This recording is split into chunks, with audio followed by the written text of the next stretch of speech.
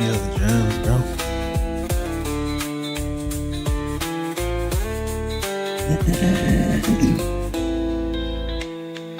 She used the N-word.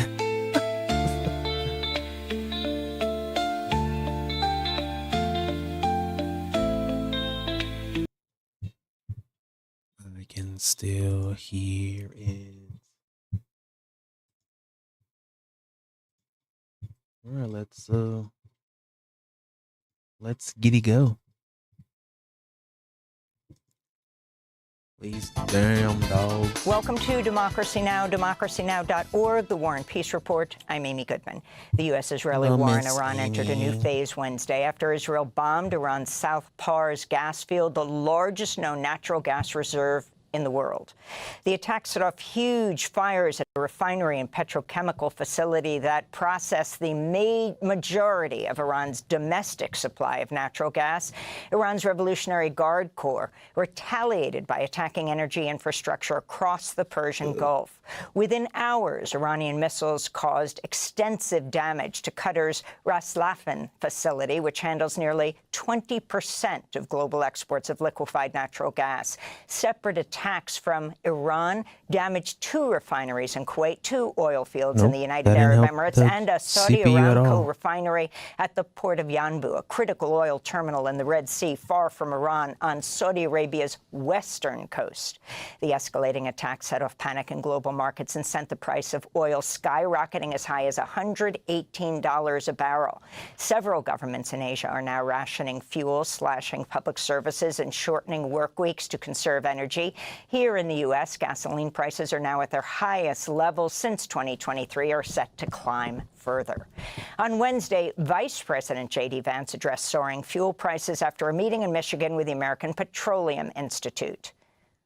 It's not going to last forever. We're going to take care of business. We're going to come back home. And when that happens, you're going to see energy prices come back down to reality. But in the meantime, we got a problem. We know that we have a problem. We're doing everything that we can to address it.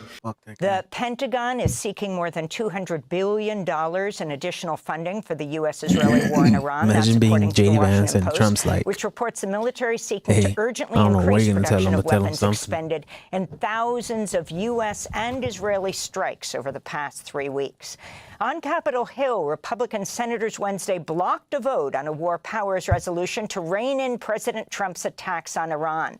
Meanwhile, Director of National Intelligence Tulsi Gabbard testified to the Senate Intelligence Committee that U.S.-Israeli attacks on Iran last June had obliterated Iran's nuclear program with no effort underway to rebuild it. Georgia Democratic Senator John Ossoff asked Gabbard whether that aligned with President Trump's claims that Iran posed an imminent threat to the United States. Mark Kelly.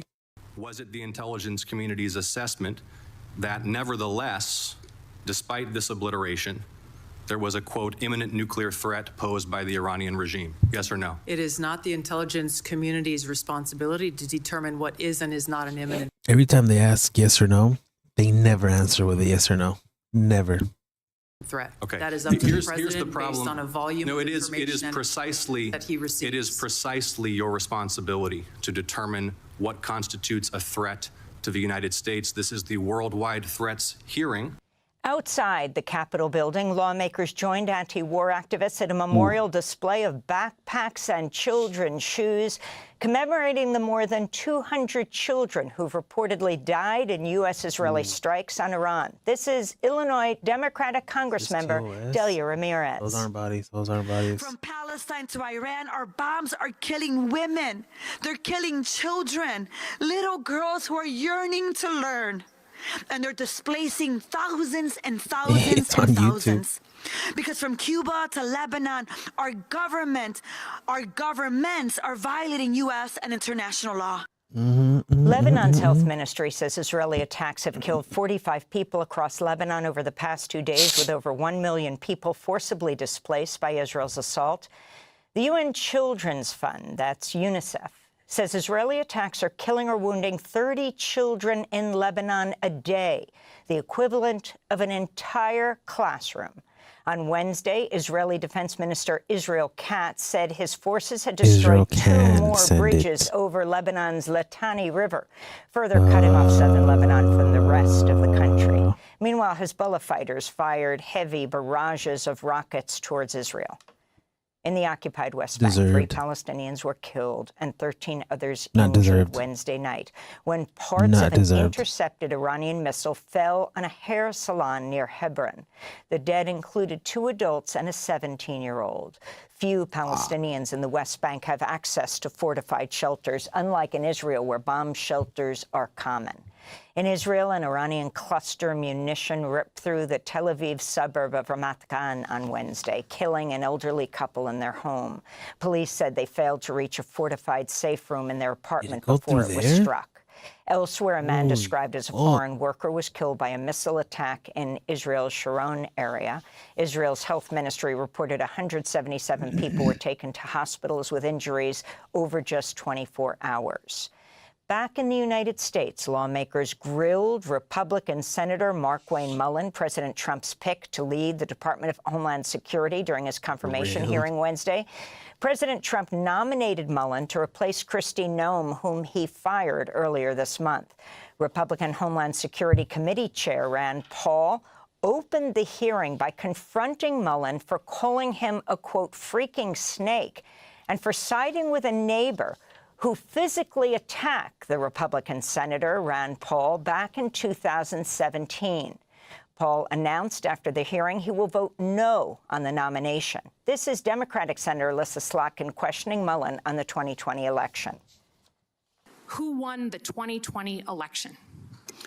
Ma'am, we know that President Joe Biden was sworn into office. He was the president for the last 4 years. But I do believe my job as Department of Homeland Security Secretary will be to make sure that we assure that the elections are fair and people can trust them.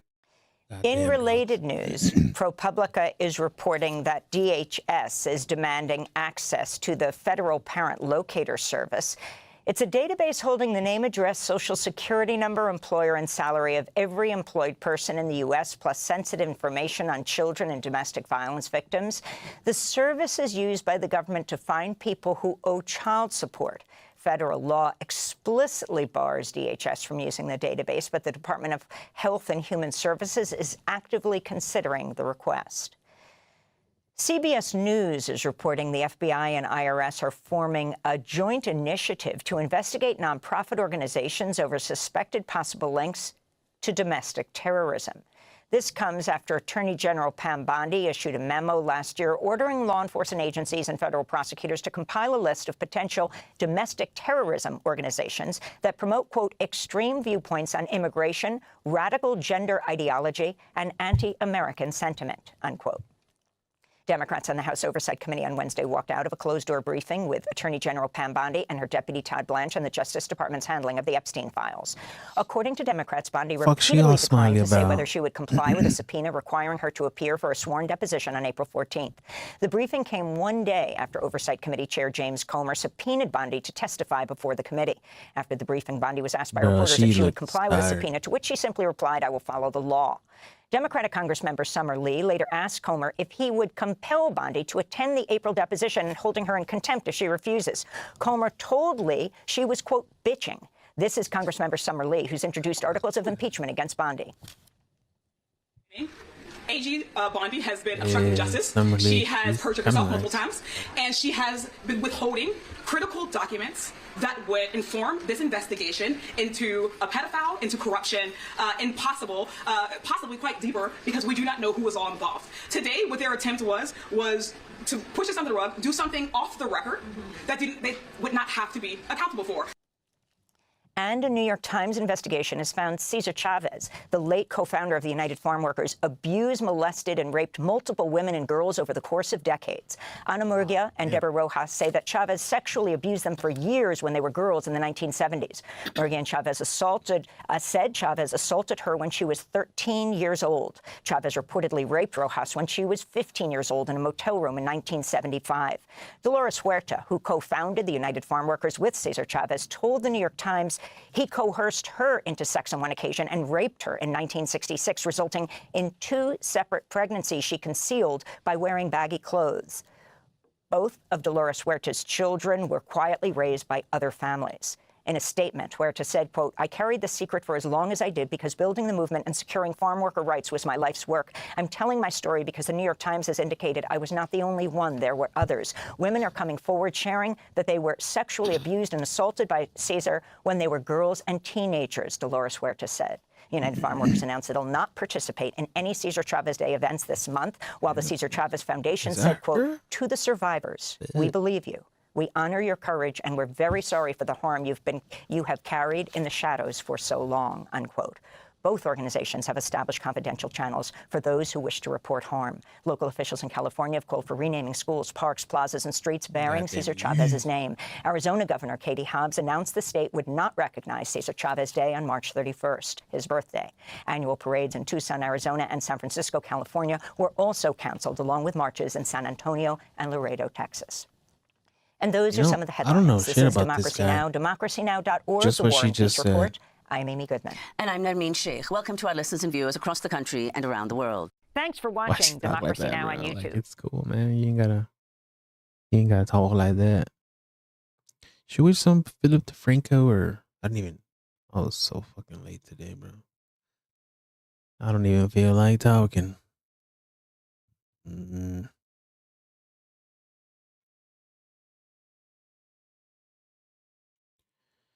Worst case scenario, energy infrastructure. See what these guys got.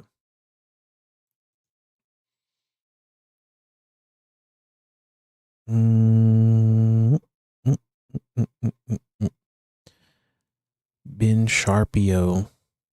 Take it. Trump's unhinged. Okay, yeah, that was crazy. Ro Khanna goes to war with ADL. That was also crazy. APAC 20 million. Dem party attack add-on.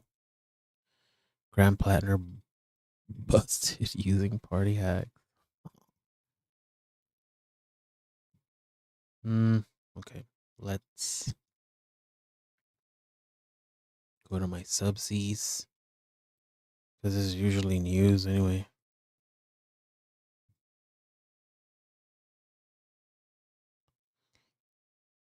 This guy's funny.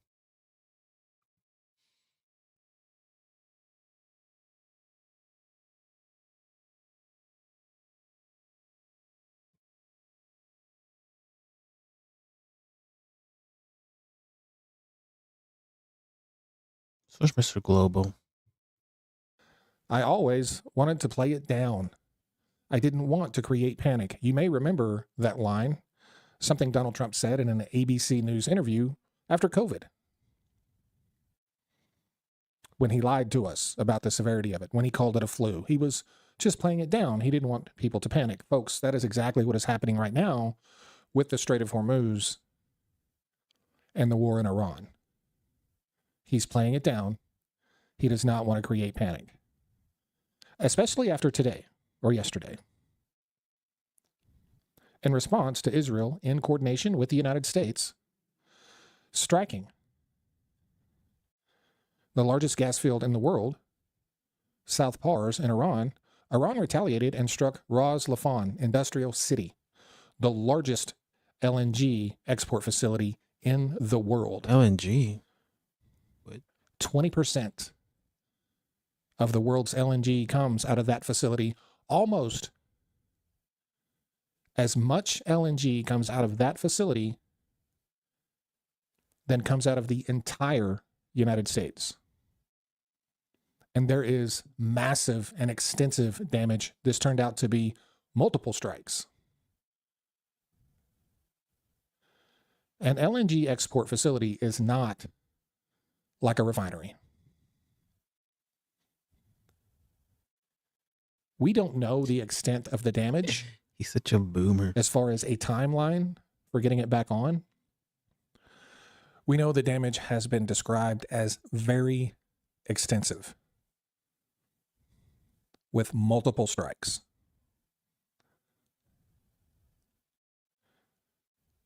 This could be a year with a 20% loss of the world's LNG. Is he going to tell us what LNG is? People in some countries this coming winter are going to be rationing electricity now because of that. It's going to happen. That's going to happen now. This was a very bad thing for the world, not just the countries it's going to impact, because this is a global economy.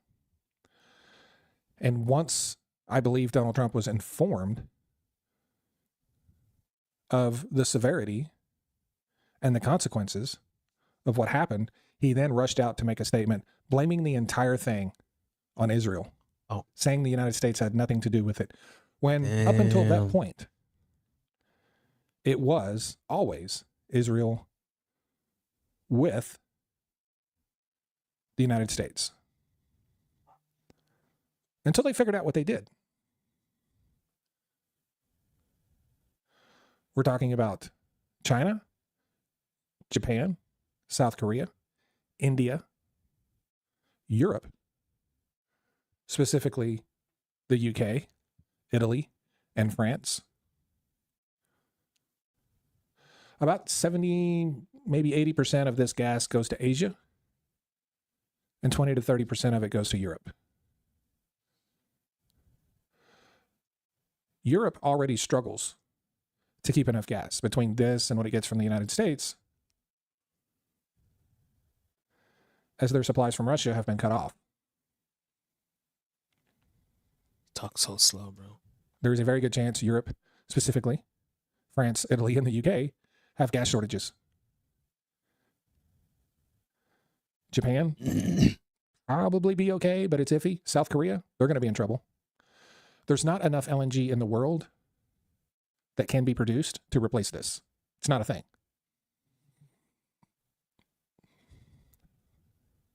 There's not enough flexibility.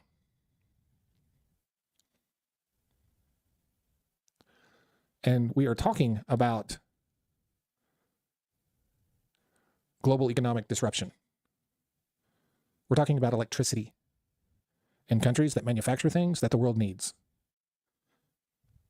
This whole notion, this ridiculous and utter stupidity of conservatives and the Trump administration pretending like we don't need anybody because we want to stand up and beat our chest because we think we're a bunch of Billy badasses, is going to cost us all dearly. They are about to find out exactly what we need from these countries.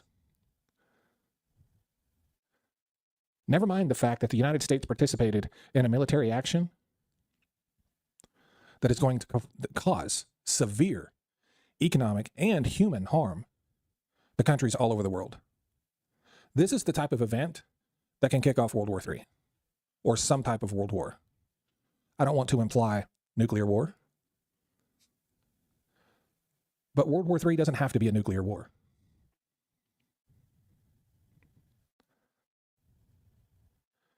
We, working with Israel,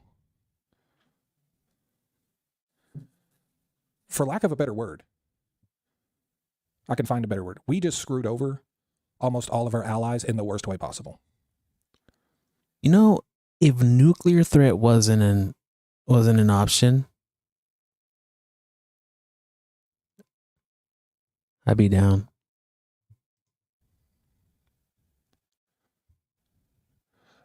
In the days prior to this, I was warning you guys about the consequences of Iran striking this type of infrastructure.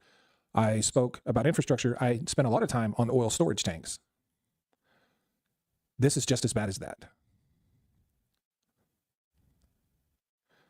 This is a colossal failure on this administration.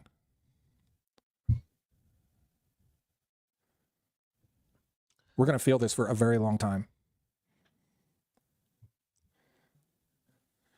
And the countries that are impacted by this are going to punish us, not Israel. They're going to punish us. We started it. We did this shit. We did this shit. And I don't think it's any coincidence that these are also all the countries that refused to come to our aid.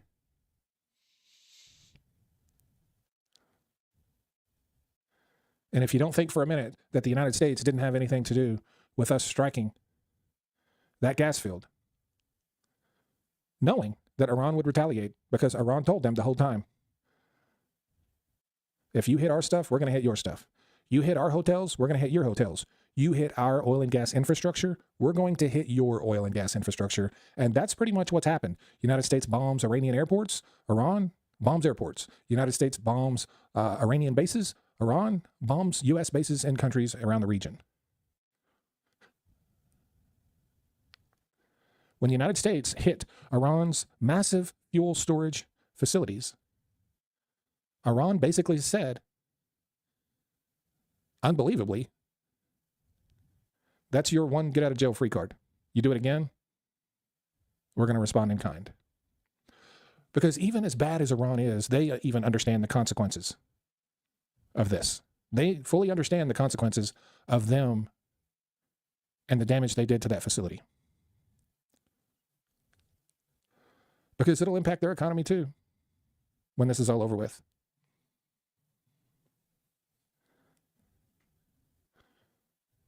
And I want to remind you all, as if you didn't know, but just in case, I want to remind you that everything that is happening right now and everything we're going to experience over the next year, 2 years, however long it takes for this stuff to be fixed, and the American lives that have been lost, and any lives that have been lost, this is all a result of one thing: an attempt to protect Israel. People in the Epstein files. Oh, that too. Let me know your thoughts in the comment section. I really appreciate my followers and subscribers so much. See you guys soon. No, we appreciate you. Where's Dr. Professor? Should I watch this guy? The war is getting out of hand. This guy's so funny, bro. Last night, there was a major escalation in this war. So the Israelis have bombed the Iranian oil fields. And in response, the Iranians now are attacking the energy infrastructure of the GCC. Okay, so let's have a look at what this attack looks like. This is Qatar.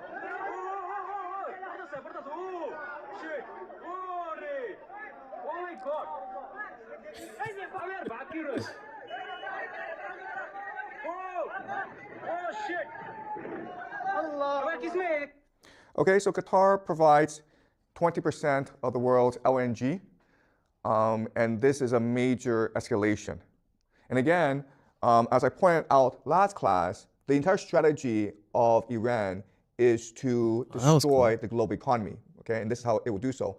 It also attacked Tel Aviv in response for the assassination of their de facto leader, Ali Larijani, okay? So this is what the attack looks like. We need more of this for sure. As you can see from this picture, this is a cluster warhead, and it is impossible for air defense to stop this.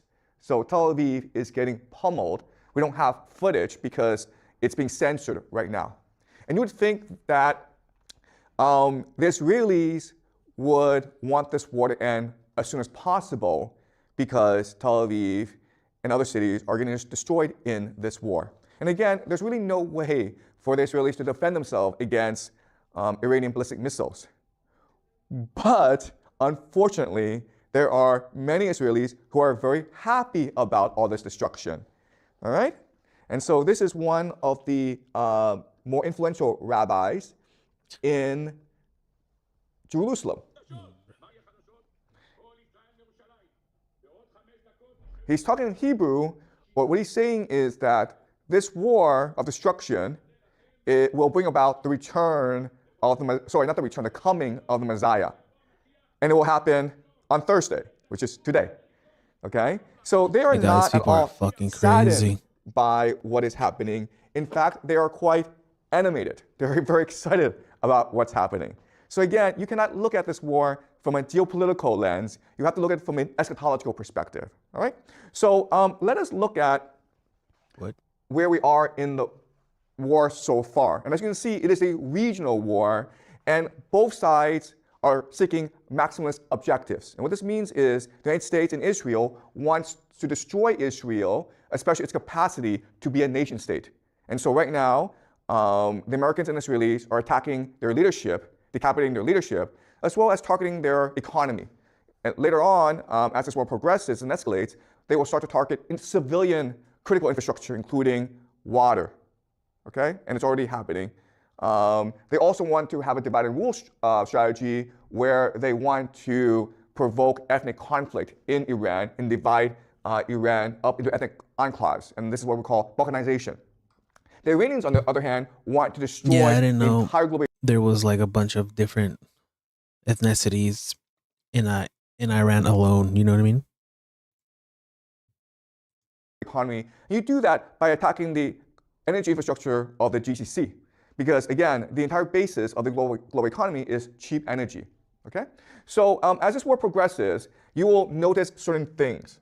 Right? So eventually, the Americans will have no choice but to launch a ground invasion. And one possible attack vector is here, which is Karg Island.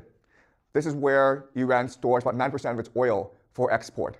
And so the idea is that if you take Karg Island, you will destroy the Iranian economy and thus its capacity to sustain this war. The problem with Karg Island is that it's easy to take, but it's hard to defend because of the coastline, right? In which case, you have to also take the coastline. But then you deal with the Zagros Mountains, and so you have to expand outwards. Okay, so this is what we call mission creep, where you cannot justify the war. So what you do is you put in some soldiers, and then the mission creep becomes just justification for the war. Okay, so that's one thing to spot. I think if if Trump ends up putting, boots on the ground and they try to like actually invade Karg Island, I think a lot of people are going to be pissed, including a bunch of Trump supporters. They don't like it. They're not going to like it. Also, I don't know. That seems kind of like a death trap. You know what I mean? Like you're going into a place, and this happens before, like they send American troops to places into enemy territory, and we always get our asses kicked. Like Iran isn't Vietnam. Iran isn't Iraq. It is not Afghanistan. Iran knows what's up. They've been watching this, and where's Kuwait right here. They've been watching the fuckery that's been happening throughout I don't know how long, and they've prepared for that. Like everything they're shooting is in, like it's signed to the U.S. You know what I mean? I don't know. It's not gonna be good. When is war good, right? As you read the news, Karg Island will be a flashpoint. Another flashpoint will be Saudi Arabia, because right now the Iranians are attacking Saudi Arabia. Now, what Saudi Arabia can do is declare war on Iran. And this is important because Saudi Arabia has a mutual defense pact with Pakistan, so that if any are attacked, the other is obligated to come to each other's defense. Okay? This is important because, as you can see, Pakistan opens up the eastern front. Okay, so it's possible the Americans can attack from the east. The other thing that's important is that Pakistan has nuclear weapons, and it is possible nuclear weapons are used. I strongly believe tactical nuclear weapons will not be used. Okay, but once Pakistan is in the war, nuclear warheads are now at play. Okay. Another thing to watch is how this war expands. There's like a video that I watched that basically said when Pakistan they don't have like, I don't know if it's a law. Their stance on nuclear use was or is that it's fair game. If they feel like they want to use them, they're going to use them. They're not like, there's like an agreement between everyone who holds nukes, you know what I mean? Except for fucking Israel's bitch ass. And elsewhere, okay? Because when the time is appropriate, what will happen is that the Iranians will activate their proxies, the Houthis, and they will close off another critical choke point. Okay, so now what's going to happen is that there'll be two critical maritime choke points that are closed off, thus isolating the GCC and thus cutting off the world's access to cheap energy. And when they do that, we can expect global retaliation and other forces will have to come in to secure cheap energy. Okay, it is possible the South Koreans, the Japanese are forced into this war because they're so dependent on GCC energy. I have a question though. I have a question. Like, if all these other countries are being affected, you know, their energies being fucked with, it's messing with their economy. How come they're not putting pressure on the people who started this? You know what I mean? Like, everyone's like, if you got a bully who punches some kid and then the kid punches a bully back, everyone is getting mad at the poor kid for defending himself. It's like, no, we need to put pressure on the people who started this, not on the motherfuckers who are just they're trying to, you know, how do you say, they're trying to,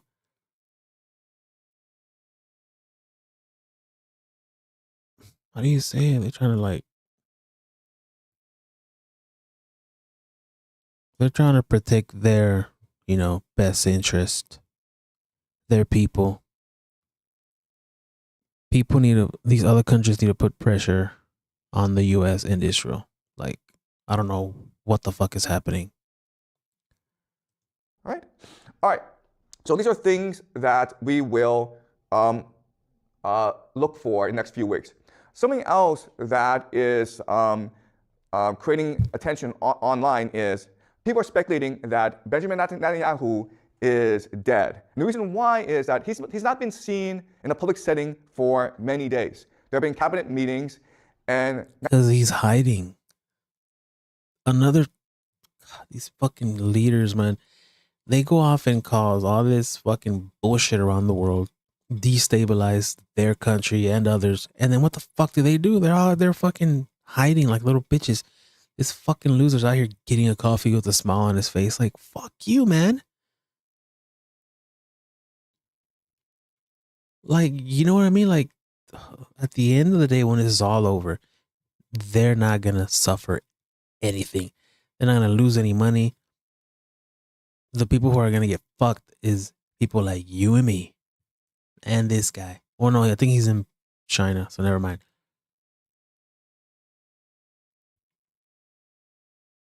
Fuck. Netanyahu usually cheers them, and he's not there, okay? The other thing is that there are fake AI videos of him giving speeches, and it's pretty blatant. These are fake. So people are speculating that he is dead, and they're trying to cover it up.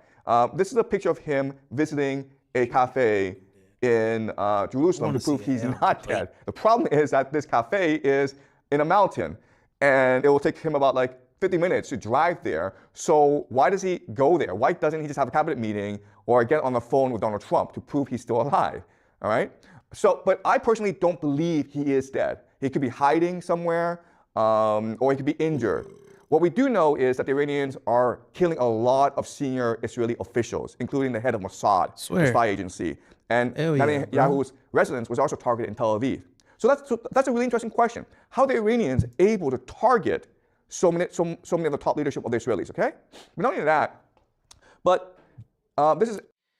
I think everyone around the world, including myself, probably all of us, underestimated Iran's, I don't know, power, intelligence. Like, we thought, oh, it's going to be another, again, Afghanistan, Iraq, fucking easy. We're going to go in there, boom, boom, bada bing, and then call it a day. They're going to fucking do what we want them to do. Because last time, was it in June when we I keep saying we, but fuck. Anyway, when we I don't know, bomb their fucking supposed nuclear enrichment centers or whatever. They didn't really do much. They kind of just shot up Israel a little bit. They called it a day. So people were probably like, they ain't got much. Let's go fuck them up. And then we're here now, fucking almost a month, and they're fucking just beating this shit out of us. I mean, it's a close fight, but I think Iran, I don't know, man. They just have so much power. It's surprising to me. Ali Larijani, and he is the de facto head of the Iran war effort. And he was assassinated yesterday or 2 days ago. And the Iranians have confirmed this, okay? So he is confirmed to be dead. And people, analysts, Any of these deaths are worried like about this fake. because he is a very pragmatic person. And so you can negotiate with him, right? So once this war reaches a certain point where both sides are exhausted, then it is possible to approach him and say, you know what, let's just negotiate a ceasefire. And he'd be willing to because he's very experienced. He's also very influential, so he's able to bring together the different factions of the Iranian government and negotiate a ceasefire. With him dead, it is now almost impossible to foresee a ceasefire. Okay? So let's discuss why you really don't want to do this sort of stuff. You don't really want to kill other nations' leaders, okay? And so let's just use a analogy. Let's imagine in the streets, there are two gangs at war with each other, okay? Gang A and Gang B. Okay, Gang A, Gang B. Gang. And if you look at gangs, they are structured as hierarchies, okay? But there's a lot of autonomy among the different sections. Okay? And what holds the gangs together, of course, is the leader. So when these two gangs go to war, what they try to avoid is killing each other's leader. Why? Because a war is often used to achieve certain political objectives. That was the point. Right? And so the point isn't to kill everyone. The point is to negotiate a treaty that is most beneficial to you. And you do that by negotiating with each other's leaders, okay? Because they have the authority to implement the treaty. That's the first reason. The second reason is also, if you kill, I think Iran was prepared to lose all these people and probably even more. I think they thought to themselves, we're probably all going to die. So we need to get like 3-4 people in line ready to take our place. Talk about cutting off the head of the snake and then 2 more grow back. That's probably what they did. Because they were like, nah, fuck it. We ain't stopping. So they kill one of these people. There's already somebody running the game behind the scenes, you know?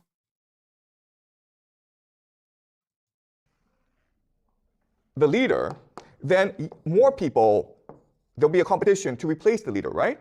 And during a gang war, the person who is most violent, the most extreme, will often become the new leader, okay? So by killing this leader, not only do you cause conflict among the gang, but you also cause a massive escalation in the conflict between these two gangs, and there's really no way out. That's why historically, you do not target other nations' leaders, because then there's no off-ramp, okay?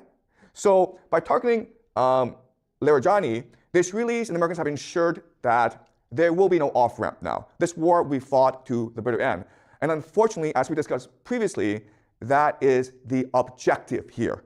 The Israelis and the Americans are interested in maximalist aims to destroy Iran permanently. Okay? And the Iranians are also maximalists in that they want to destroy the global economy permanently in order to restructure reality itself. All right, okay. You know, we'll entertain this guy. I know he's a little crazy, but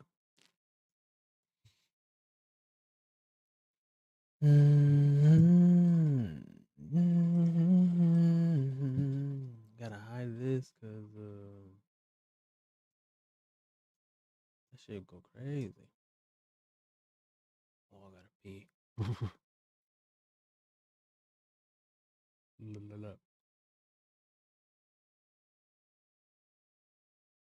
happening? What am I looking at?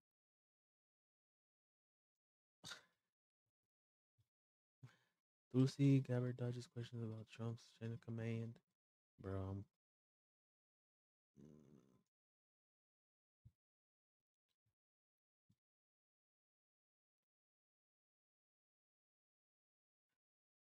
An incredible episode with Laverne Cox, who I found out is a major Hasanabi head, like straight up watches all the Fear Ed episodes and stuff, like, which was insane. She is the most woke. Oh my God. She wants some Hasanabi? Yeah, but like when she was flirting with Austin at the GLAAD Awards, I didn't realize it was like, I thought it was just like one of those things where like she thinks I'm hot. Like it's not like that. Like she is a straight up Hasanabi head. Telethon, I love him. I watch him all the time. It's Hassan single. I know that Hassan is someone everyone wants. Okay, this can't get back to her, but she's so fucking hot. It's crazy. Anyway, when I found out that she's 53 years old, I could not fucking believe it. But, and a man who streams 8 hours a day probably does not have the time and attention that I need. But She's here, bro. No, she left. She just left the house, so I can say it. Isn't that crazy? That is like unfucking believable. I thought she was like my age. I thought she was my age, bro. I thought she was like maybe not even older than me. I thought she could be my age or younger. He's actually unironically witchcraft. At least vigorously flirt with him. Yes, yeah. We're gonna let that happen. But like, what's his type? Like, you. She said black don't crack. Yes, that is part of it. But I think HRT also, oh my God. No wonder that fucking Brian guy is like steadily dosing himself with estrogen. Cause holy moly. You ever hear something that a person says and you're just like, that's not real. And it just like kind of washes over you a little bit. This is that. Like when she said she was 53, I could not believe it. I still don't believe it. He's gonna dedicate 2 hours exclusively to you. Yes. We had an incredible episode with Laverne Cox, who I found out is a major Hasanabi head, like straight up watches all the Fear Ed episodes and stuff, like, which was insane. She is the most woke. Oh my God. She wants some Hasanabi? Yeah, but like when she was flirting with Austin at the GLAAD Awards, I didn't realize it was like, I thought it was just like one of those things where like she thinks I'm hot. Like it's not like that. Like she is a straight up Hasanabi head. Telethon, I love him. I watch him all the time. It's Hassan single. I know that Hassan is someone everyone wants. Okay, this can't get back to her, but she's so fucking hot. It's crazy. Anyway, when I found out that she's 53 years old, I could not fucking believe it. But, and a man who streams 8 hours a day probably does not have the time and attention that I need. But she's here, bro. No, she left. She just left the house, so I can say what? Would.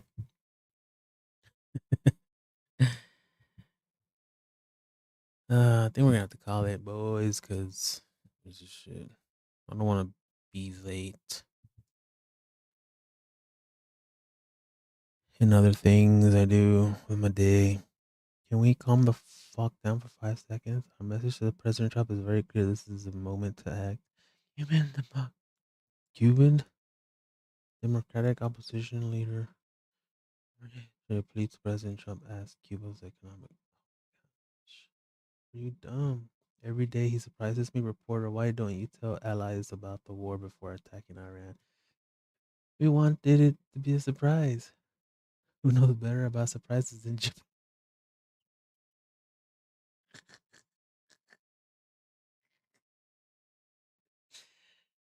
Bro, there's no way.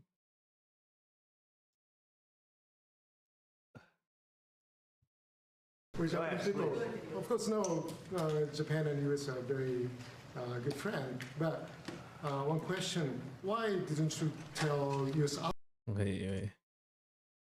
allies in Europe and Asia, like Japan, about the war? Of course, no, Japan and US are very good friends. But one question, why didn't you tell US allies in Europe and Asia, like Japan, about the war before attacking Iran? So we are very confused about we Japanese citizens. Well, one thing, you don't want to signal too much. You know, when we go in, we went in very hard, and we didn't tell anybody about it because we wanted Surprise. Who knows better about surprise than Japan? Okay? Why didn't you tell me about Pearl Harbor? Okay? Right? You know, What these the Escabie. fuck, bro? No, you believe in surprise, I think, much more so than us. And we had to surprise him, and we did. And because of that surprise, we knocked out, the first 2 days, we probably knocked out 50% of what we... God, I hate that he's so funny, man. Fuck. Imagine we had a guy like this who was a fucking communist. Ah. Fuck.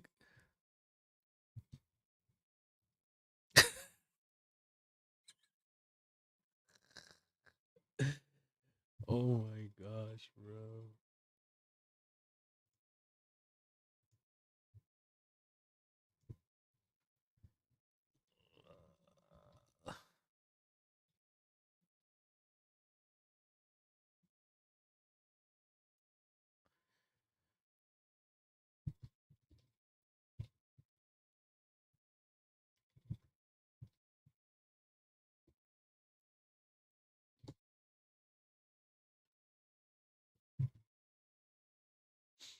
What?